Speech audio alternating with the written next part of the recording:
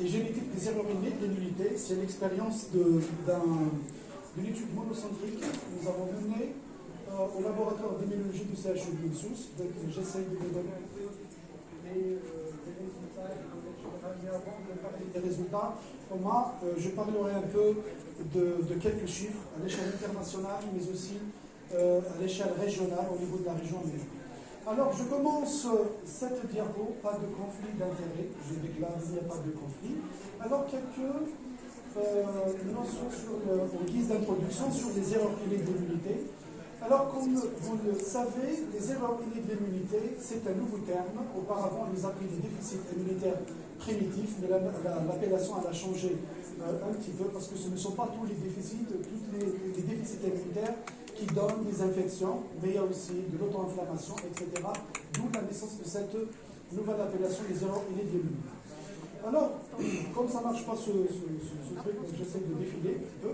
Alors, ce sont des maladies rares de l'ordre de 1 sur 5000 naissances, bien que cette incidence, elle est variable d'un pays à l'autre, et variable d'une région à une autre. Par exemple, dans la population occidentale par rapport à la population orientale ou dans la région MENA, donc il y a une grande différence qui dépend de certains facteurs, tels que la consanguinité, tels que les sites où il y a du newborn screening, etc. La diversité, comme on peut le voir, la diversité de l'atteinte génétique. Alors non, avant de parler de ça, l'Union internationale des sociétés d'immunologie, elle a compté jusqu'à présent plus de 500 déficits immunitaires qui sont bien caractérisés sur le plan clinique, sur le plan moléculaire et aussi immunologique. Donc ça, c'est la dernière classification qui date de 2022. Bientôt, il va y avoir une nouvelle classification. J'en suis sûr qu'on aura plus de déficits immunitaires. On pourra atteindre les 550, voire même les 600. La diversité de l'atteinte génétique, elle implique un phénotype clinique variable. Ce phénotype qui est généralement dominé par des infections, mais pas que. On pourra avoir de l'infoprolifération, de l'auto-immunité, parfois même de l'allergie et même des pathologies malignes. Généralement, ce sont des hémopathies malignes. Les symptômes, généralement, ils commencent dès les premiers mois de vie, parfois dès la naissance. Mais aussi, on pourra aussi l'évoquer, il pourra apparaître tardivement chez l'adulte, ce qui veut dire qu'on pourra évoquer un déficit immunitaire à tout âge dans la vie. Un diagnostic précoce, comme vous pouvez le voir, il est primordial. Pourquoi? C'est pour entamer une prophylaxie antibiotique et aussi antifongique et aussi un traitement substitutif, donner des immunoglobulines, de la thérapie génique telle que de l'adapéginée et aussi du GM-CSF en cas de neutropénie, et surtout aussi donner un conseil génétique, bien qu'avec les Algériens, ce n'est pas évident de donner un conseil génétique, et surtout la greffe de moelle osseuse qui reste en but toujours à ce point de traitement. J'essaie d'avancer, comme vous pouvez voir, les différents cycles, les cercles des erreurs innées de l'immunité. Comme vous pouvez voir, il n'y a pas que des infections, de l'auto-immunité, des allergies, de l'infoprolifération, de l'auto-inflammation. Donc c'est très impliqué. Donc c'est ce qui implique toutes les disciplines médicales sont impliquées. Principalement les pédiatres, les pneumos, les internistes, les allergologues, etc., etc., etc. Donc, de la naissance de ces deux notions, comme vous pouvez le voir, la pléiotropie génétique. Qu'est-ce qu'une pléiotropie génétique? C'est une variété phénotypique, clinique et immunologique qui résulte d'une mutation d'un seul gène. On pourra avoir aussi plusieurs mutations dans plusieurs gènes qui peuvent donner un seul phénotype.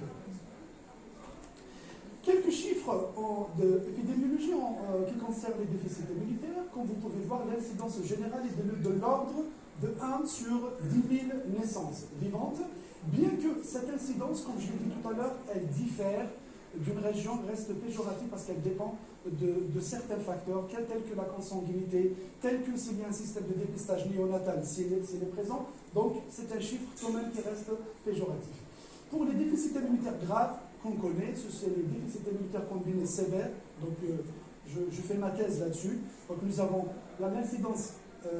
Les chiffres internationaux, c'est 1 sur 100 000 naissances, bien qu'en Algérie, on a d'autres chiffres qui seront publiés bientôt. Donc ça, c'est le travail que j'ai mené sur les déficits immunitaires combinés sévères.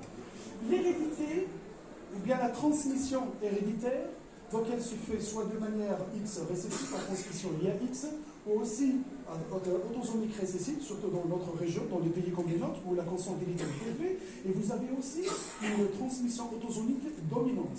J'aimerais bien ouvrir une petite parenthèse concernant les hétérozygotes. Là, on pourra avoir un déficit dominant qui est négatif, c'est le loss of function, c'est la perte de fonction, et on n'aura pas la protéine ou bien la fonction totale de la protéine. Et aussi, il y a une nouvelle notion, c'est GOF, c'est gain of function. Ce sont ces déficits qui donnent, ce n'est pas un déficit, mais c'est une expression, c'est une activité qui fonctionne plus qu'il faut. Donc, c'est ce qu'on appelle gain of function. 58% des cas sont diagnostiqués chez les enfants. C'est logique, une éventuelle atteinte du système immunitaire, ça commence déjà dès le jeune âge. 88%, bien que c'est des chiffres qui diffèrent des nôtres, ce sont du sexe masculin. Bien que ça, c'est des chiffres, c'est des statistiques mondiales. Contrairement à la région MENA où on voit pratiquement du 50-50, une légère prédominance masculine. En l'absence de toute thérapie, comme vous pouvez le voir, c'est une incompatibilité avec la vie. Donc il faudra rapidement faire le bon diagnostic et aussi une bonne prise en charge. L'Union internationale, qu'on appelle brièvement l'AES, en 2022, ils ont mis deux classifications. Il y a la classification qui est génotypique, là, comme vous pouvez la voir, qui est basée sur le gène qui est muté. Alors qu'il y a une deuxième classification, c'est la classification phénotypique basée sur le phénotype clinique et immunologique, qui est destinée beaucoup plus pour les pays émergents où le séquençage et les études génétiques ne sont pas toujours disponibles. Alors, la classification de l'AES, ils ont classé les déficits immunitaires en 10 groupes. Vous pouvez le voir, c'est le déficit de premier groupe qui affecte l'immunité cellulaire et l'immunité humorale, qu'on appelle les déficits immunitaires combinés. On pourra avoir aussi certains déficits immunitaires combinés avec quelques caractéristiques particulières ou qu'on appelle les déficits immunitaires combinés syndromiques. Il y a aussi les déficits humoraux qui sont fréquents essentiellement dans les populations occidentales. Le quatrième groupe, c'est les maladies, les déficits de dysrégulation avec une dysrégulation immunitaire. Les déficits qui touchent les cellules phagocytaires, soit en nombre, soit en fonction, tels que le LAD ou bien la granulomatosité chronique. Et en nombre, généralement, c'est les neutropénies. Vous avez également les déficits qui touchent l'immunité innée. C'est un énorme chapitre dans les déficits immunitaires qui touchent l'immunité innée. Et nous avons aussi les maladies auto-inflammatoires où on ne voit aucune infection, mais que de l'inflammation, avec parfois d'une atteinte cutanée et articulaire. Vous avez également des déficits en complément, c'est le rare dans le rare. Ils sont exceptionnels, surtout dans des pays comme les nôtres. Il y a deux nouveaux groupes, c'est l'insuffisance médulaire, c'est bone marrow failure. Ça, c'est beaucoup de malades qui font des aplasies médulaires, et quand on traite, on croit que ce sont des aplasies, mais en fait, quand on fait un séquençage, on trouve que on isole certains gènes, tels que ce sont des déficits immunitaires. Donc, il y a un nouveau groupe, c'est le deuxième groupe qu'on appelle les phénocopies. Les phénocopies des erreurs de l'immunité, c'est quoi? Ce ne sont pas des mutations génétiques, en fait, mais c'est de la présence des auto-anticorps qui ciblent des cytokines, tels que, par exemple, l'interleukine 17. En chassant l'interleukine 17, on aura des malades qui font des candidoses. Et il y a des auto-anticorps anti-interférons gamma, ce sont des malades qui vont faire des candidoses, des mycobactéries, des infections mycobactériques. Donc ça c'est un nouveau groupe, c'est les phénocopies des erreurs d'immunité ou bien les déficits immunitaires.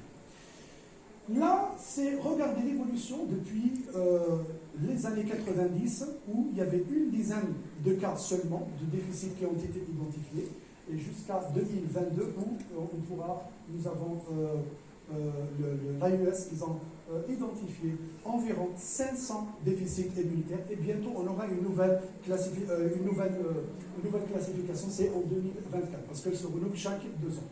Regardez la comparaison entre 2019 et 2022. Regardez en 2019 en bleu, et en 2022, il y a eu, je ne sais pas combien, c'est 8 ou 5, je n'arrive pas à voir, 8 nouveaux déficits, 7 nouveaux déficits, et voilà, etc. Ça c'est en rouge, ce sont les nouveaux déficits qui sont décrits. Chaque 2 ans, il y a de nouveaux déficits qui sont décrits. Là, ça c'est au niveau de la région MENA, la région arabo-maghrébine, à commencer de la Turquie jusqu'au Maroc. Si on regarde bien attentivement, regardez l'orange, qui correspond au déficit immunitaire combiné, ça regardez au niveau de l'Algérie, qui prédomine, et aussi au niveau de la Libye, au niveau de l'Arabie Saoudite, et aussi au niveau du Koweït. et aussi au niveau du Koweït, et aussi le Soudan. Donc, ce sont des pays où les déficits immunitaires combinés, ce sont les prédominants dans ces pays. Contrairement à d'autres pays où ce sont les déficits humoraux qui prédominent dans les autres pays. J'arrive maintenant à l'expérience du laboratoire, de notre laboratoire. C'est une expérience qui s'étale sur 15 ans, de 2008. Nous avons quand même commencé, ça fait très longtemps, en 2008 jusqu'à 2024. Avant de parler de l'expérience, je parle un peu de la démarche du diagnostic de la clinique jusqu'à brièvement. Je ne vais pas rentrer trop dans les détails. Regardez ce triangle, cette triade qui est importante pour le diagnostic d'un déficit immunitaire. Ça commence par l'évaluation clinique, qui reste, c'est l'examen capital. Le diagnostic d'un déficit immunitaire, il est tout d'abord clinique. Un bon examen clinique, ça c'est, on est pratiquement à 50% du diagnostic. Et puis, il vient l'évaluation du laboratoire, tous les examens, les différents examens. Alors, au niveau du laboratoire, on commence par des examens faciles, accessibles à tous les laboratoires, jusqu'à des examens très compliqués et qui sont spécialisés, réservés uniquement à des laboratoires d'immunologie. Et enfin, on termine pour les patients qui sont positifs, qu'on a retenus. Donc, on passe à l'analyse moléculaire pour identifier un éventuel variant pathogénique qui pourra expliquer le phénotype immunologique et clinique. Regardez, brièvement, ça c'est des examens de routine, je ne vais pas détailler tout ça. Donc c'est des examens, c'est un organigramme qui parle un peu des différents examens de première intention. Donc la formule dans laquelle on doit interpréter impérativement selon l'âge et aussi en valeur absolue. Vous avez également le dosage pondéral des immunoglobulines, bien que chez l'adulte, on pourra se contenter d'une électrophorèse. Et puis, s'il y a une hypogamma, on peut aller à plus d'exploration. Les sérologies post-vaccinales ou bien post-infectieuses. Et vous avez également des imageries qui sont d'un apport très très important, surtout dans les déficits immunitaires. Une éventuelle anomalie dans ces différents examens, on est obligé d'aller vers un immunophénotypage lymphocytaire pour bien détecter notre diagnostic. Regardez, ça c'est notre fierté de notre laboratoire et les différents examens que nous avons développés jusqu'à présent. Nous avons développé plus d'une 48 tests jusqu'à présent. Ça c'est quand même un fruit de plusieurs années de travail. Ça c'est l'algorithme décisionnel de ces différents examens spécialisés. Là, ce sont en cas d'anomalie dans l'immunophénotypage, telles que l'absence d'T, on est dans le SCI, l'absence des B et des immunoglobulines, on est dans la gamma, et une diminution des lymphocytes, il faudra aller quand même rechercher s'il y a une anomalie dans les différentes sous-populations lymphocytaires pour effectuer un éventuel déficit immunitaire combiné. Et compléter aussi même par les tests de prolifération. Et aussi, il y a des situations où on n'a pas d'anomalie dans le T ni dans le B, mais par contre, nous avons une hypogamma. Là, ça demande quand même aller vérifier la fonction des T, la fonction des lymphocytes B, etc., pour retenir soit un syndrome d'hypérigieux, et s'il n'y a rien du tout, on retient ce qu'on appelle le déficit immunitaire commun variable qui est fréquent essentiellement chez l'adulte. Vous avez un deuxième algorithme, ça c'est dans le cas où l'immunophénotypage, il n'y a absolument rien du tout. Là, on est obligé de compléter en fonction de l'examen clinique. Exemple, des infections bactériennes, des infections fongiques tessulaires, on est obligé de faire un test de MBT ou bien le test de DHR qui est plus sensible, plus spécifique. Vous avez la recherche du CD18 ou bien l'exploration de l'axe interféron gamma et IL-12 à la recherche de la susceptibilité mendélienne aux infections mycobactéries. Ce sont des malades qui ne font que des infections à mycobactéries. Vous avez les déficits, un grand chapitre là, ce sont les déficits de dysrégulation, tels que les achalages, tels que le ALPS, le syndrome lymphoprolifératif auto-humain, dans lequel on recherche les T double négatifs, les T régulateurs dans le cas d'IPEX, etc. J'arrive maintenant, là, avant de parler des chiffres de notre expérience, voici un peu l'unité de cétométrie. Ça, c'est l'unité des déficits d'exploration immunologique des déficits immunitaires. Là, c'est l'unité de cétométrie, l'unité de culture cellulaire. Vous avez également récemment, notre service a été doté d'une nouvelle unité de génomique. Ça, nous avons deux systèmes de NGS. Vous avez les Lumina ainsi que le Thermo Fisher. Là, il y a un système de séquençage Sanger, c'est l'ancien séquençage, séquenceur. Il y a aussi une unité de cytogénétique pour l'analyse des chromosomiques. En cas de certaines anomalies chromosomiques, on l'utilise dans les déficits immunitaires, mais aussi dans les anomalies qui touchent les hémopathies malignes. J'arrive maintenant à notre expérience. Voici, ça c'est un article que nous avons publié en 2021 qui parle de l'expérience de 2008 jusqu'à 2021 où nous avons collecté 807 malades. Quelque chose qui pourra attirer votre attention, c'est le nombre de co-auteurs dans cet article pour vous montrer cette collaboration étroite avec les cliniciens à l'échelle nationale. Sans cette collaboration, ce travail peut-être n'aurait pas eu lieu aujourd'hui.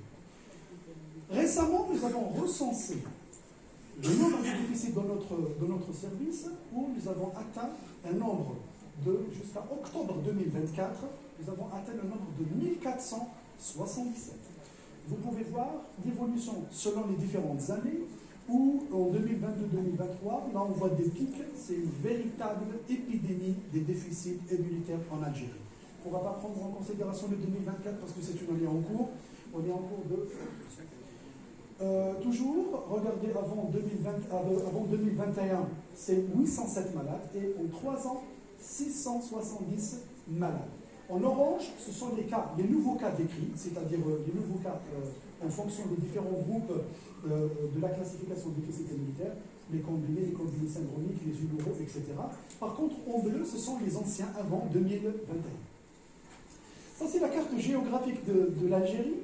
Vous voyez cette nuance du bleu, où le bleu foncé, ça montre les différentes wilayas où on a recensé beaucoup de déficits immunitaires. On pourra voir Djelfa qui ressort comme une wilaya où il y a beaucoup de déficits, Médéa, Blida, Tizi Ouzou, Béjaïa, Sétif et aussi Biskra. Donc, et puis si on va vers le sud, là, la couleur bleue, elle devient moins foncée. Et on pourrait expliquer ça. Il y a moins de pédiatres dans le sud, et aussi peut-être le transport, c'est difficile, donc voilà. Bien, ça c'est la répartition en danettes des 807 malades. Donc cette danette à l'intérieur, on pourra voir, on les a classés en fonction des 10 groupes des déficits immunitaires. Comme vous pouvez voir, en premier lieu, c'est les déficits immunitaires combinés, c'est les 34%, suivis par les combinés syndromiques 24% et les PADC, Predominantly Antibody Deficiency, ce sont les déficits humoraux, c'est 24%, et puis les autres groupes des déficits immunitaires, ils sont beaucoup moins représentés. Par contre, en périphérie, comme vous pouvez le voir, le groupe, ça ce sont les sous-groupes. Dans l'exemple dans les combinés, ce sont les skips qui prédominent, les typiques et les atypiques, ainsi que le syndrome d'Omen. Par contre, dans les syndromiques, on voit l'ataxie télangiectasie, le syndrome d'hypérigieux, ainsi que le syndrome de Wiskott-Aldrich qui prédomine. Un chiffre ici qui est très important, regardez, ça c'est la consanguinité qui est de 50%. Sur les 807 malades, 50% ils sont issus des mariages consanguins. Et aussi l'histoire familiale positive, c'est-à-dire de décès dans la fratrie, ou bien des cas positifs recensés au sein de la même famille, on les a trouvés 32% des 807 malades. On a une histoire familiale qui est positive. Vous avez ici les résultats selon les tranches d'âge. Vous pouvez le voir, 90% ce sont des enfants. Moins de 18 ans sont tous des enfants.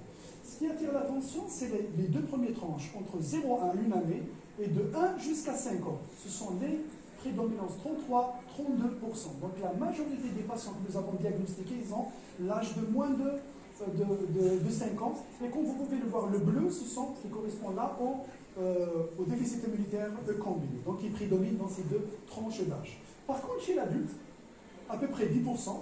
Et là, comme vous pouvez voir, c'est le gris et qui correspond au déficit humoraux. Et généralement, les adultes, c'est le DICV, c'est le déficit immunitaire commun variable. Ça, c'est l'âge de début des symptômes, des symptômes, et aussi, c'est le retard de diagnostic. L'âge de début des symptômes, comme vous pouvez le voir, chez les symptômes, ils apparaissent précocement dans les catégories des combinés. des déficits immunitaires combinés, mais aussi dans les déficits de phagocytose, les déficits de dysrégulation. Par contre, ces symptômes ils apparaissent tardivement, essentiellement dans les déficits humoraux, ainsi que dans les déficits en complément et les maladies auto-inflammatoires. Ils apparaissent un peu tardivement. Une minute? Très bien. Donc il me reste 2 à 3 mots, je t'avoue. Si vous pouvez me rajouter une minute, je serai vraiment malheureuse. Bien. Les manifestations cliniques, comme vous pouvez le voir, ce sont les infections qui prédominent comme on s'y attendait. Par contre, ce sont des infections qui touchent essentiellement la voie respiratoire et aussi les voies digestives. Ce sont les portes d'entrée des pathogènes. Par contre, si vous pouvez voir, toutefois les autres infections, telles que les septicémies, les méningites, etc., elles sont beaucoup moins retrouvées dans notre population. Par contre, j'attire votre attention par rapport aux DID, c'est le déficit de dysrégulation, où on voit beaucoup de manifestations lymphoprolifératives, mais aussi des manifestations auto-immunes. Et c'est une association qui s'associe avec des manifestations des candidoses, des infections candidosiques. Là, ce sont malheureusement, la mortalité, on déplore le décès de 231 patients. La majorité, comme vous pouvez le voir, ils sont âgés de moins de 50, c'est les déficits immunitaires combinés, généralement l'absence de traitement adéquat, et qui est la greffe de moelle osseuse, généralement ils descendent. La courbe de Kaplan-Meier de mortalité, ça c'est la courbe de tous les patients, de mortalité de tous les patients, et ça c'est les différentes catégories, comme on peut le voir. Pour les combinés, c'est le taux de survie, il est très très faible chez les combinés en l'absence de la greffe de moelle osseuse. Par contre, les déficits humoraux, il suffit de donner des immunoglobulines, ça règle généralement le problème et les malades, ils survivent. Si on compare la mortalité de notre pays par rapport à d'autres pays, on se compare par rapport à la Tunisie, le Maroc, avec 34, 32, 28%, et comparé aux pays développés où la mortalité elle est très très faible, seulement 2, 3, 4% dans les pays où il y a des centres de vie. Pour conclure, j'arrive à la conclusion, des avancées notables ont été réalisées, on ne peut pas oublier ça, surtout en immunologie, notamment l'utilisation de phénotypage ainsi que de différents examens, les tests fonctionnels ainsi que les tests génétiques. Et je mentionne aussi la collaboration avec les cliniciens, essentiellement avec les pédiatres, et avec le laboratoire d'immunologie. Et nous avons également le diagnostic moléculaire, parfois il reste très très important parce qu'il décide pour le traitement, la thérapie ciblée, et vous avez également un traitement, plutôt un diagnostic tardif ou bien erroné, il mène vers, on augmente la morbidité et la mortalité. Vous avez également, là j'ai mentionné bien en gras et je l'ai bien souligné, c'est le centre national de greffe, ça reste quelque chose de très très très très important pour notre pays, pour réduire l'impact des erreurs et des débilités en Algérie. Et je vous remercie de votre attention.